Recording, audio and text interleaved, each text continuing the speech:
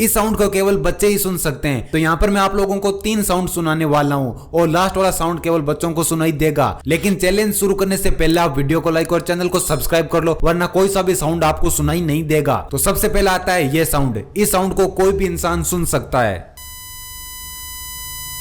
अब आता है ये साउंड। इस साउंड को केवल वही लोग सुन सकते हैं जिनके कान काफी अच्छे से काम करते हो। और अब आता है ये साउंड। इस साउंड को केवल और केवल बच्चे ही सुन सकते हैं।